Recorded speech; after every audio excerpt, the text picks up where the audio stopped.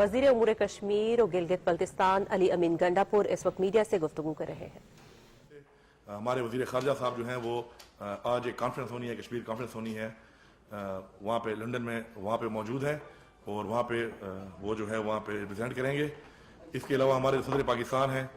आरिफ अलवी साहब, वो मुज़फ़्फ़राबाद में कश्मीर आज़ाद कश्मीर की हुकूमत के साथ वहाँ पे यकजहती करेंगे मकबूजा कश्मीर की अवाम के साथ। और यहाँ पे इस्लामाबाद में डी चौक के ऊपर, इसके अलावा पूरे पाकिस्तान में हर डिस्ट्रिक्ट के अंदर हमारे मुख्तलिफ किस्म के ऐसे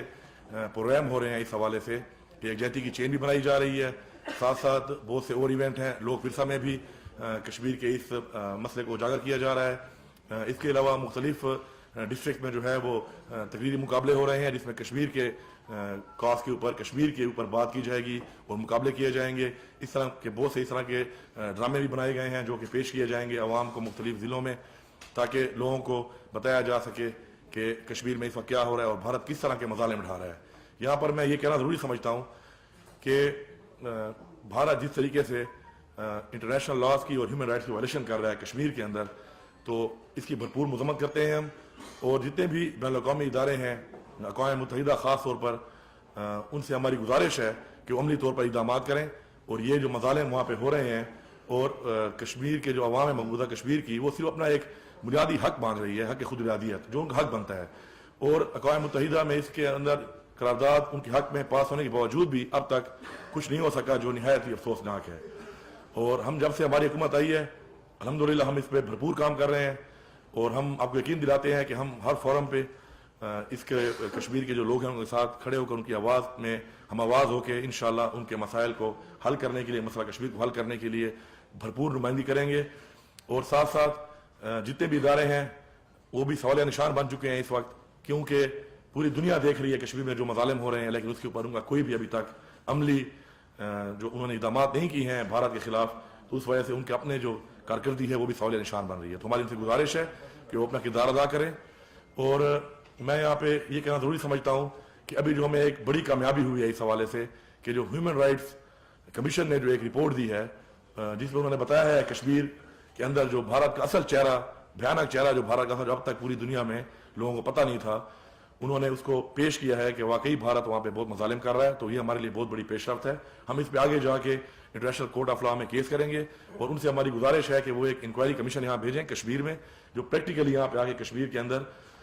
आकर देखे और एक रिपोर्ट दे कि कश्मीर में क्या हो रहा है। अभी तक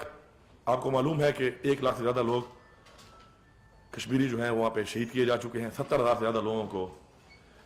कैद में डाला गया है। इसके अलावा जिस तरीके से 5 साल की बच्ची से लेकर 80 साल की बूढ़ी औरत तक जिस तरह के रेप किए गए हैं, ऐसी मिसाल दुनिया में तारीख में नहीं मिलती जो जुल्म भारत वहाँ पे कर रहा है। मैं आखिर में एक बात करूँगा कि बहैसियत मुसलमान, जितने भी मुसलमान हैं इस दुनिया में, मुसलमानों के साथ जो जुल्म हो रहा है उस हवाले से बहैसियत